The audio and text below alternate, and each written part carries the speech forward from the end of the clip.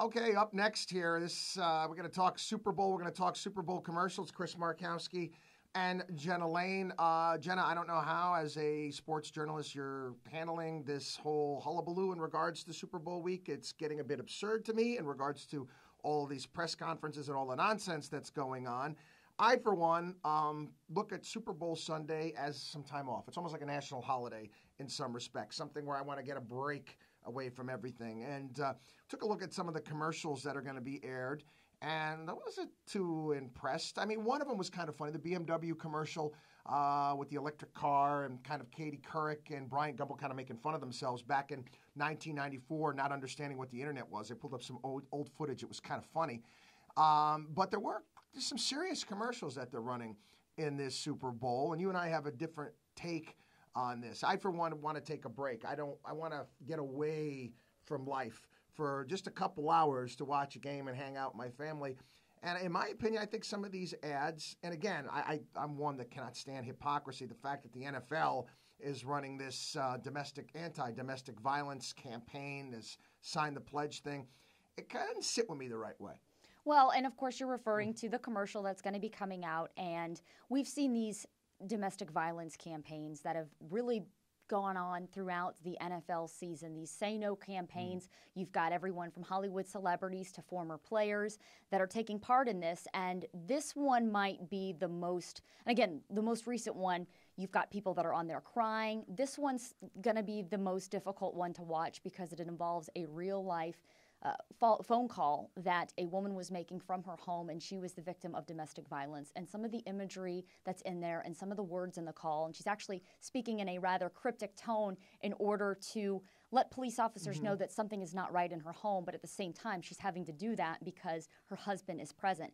And very chilling. And, you know, the one thing I would say to this, which first of all, I think hopefully there's going to be some type of warning so that parents can maybe get their kids out of the room for it. I think it would be very difficult for kids to watch. But I know you're not a fan of it because you believe that Super Bowl Sunday is more about fun, getting away from it. But I'm also of the belief, though, that sporting events nowadays, now that we have on-demand television, this is one of those rare opportunities where you have a captive audience that is all there and they're together and they're watching something, and immediately after they watch it, they can talk about it. And that's one of those instances where I think it's really important that we do something like this, especially, and I know you said the hypocrisy, Super Bowl parties, everybody drinks. And so much of a lot of these domestic violence situations stem from alcohol. Maybe that'll prompt people to think twice before having that next drink, or better yet, which I think the big reason for these commercials is that when you see something like this taking place, and it doesn't have to be violence against women, it could very easily be female invoking violence against men,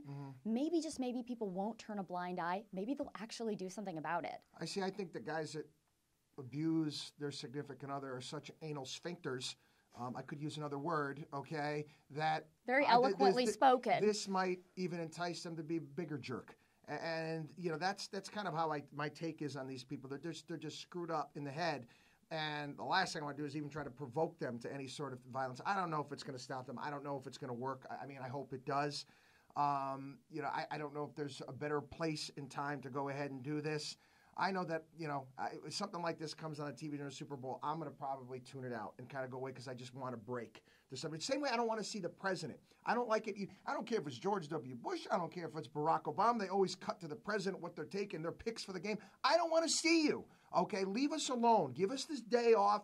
Let us just enjoy the day. That's just me. And I know I'm not really one for the president doing these whole March Madness things. I think it's kind of cool in the sense that it gets people involved and engaged, and they're a little bit more curious about the president. Maybe that's kind of the gateway into getting them more involved in what happens in our country. I think that that's one pro to that, but at the same time, I also think that there are bigger issues. I mean, they did it with Bill O'Reilly and Barack Obama interview. Remember that? That was like a year or two ago. I can't remember when that was, but they did it. I think it was during halftime. Fox News ran something. I'm trying to remember exactly how that worked, but I was kind of annoyed by it.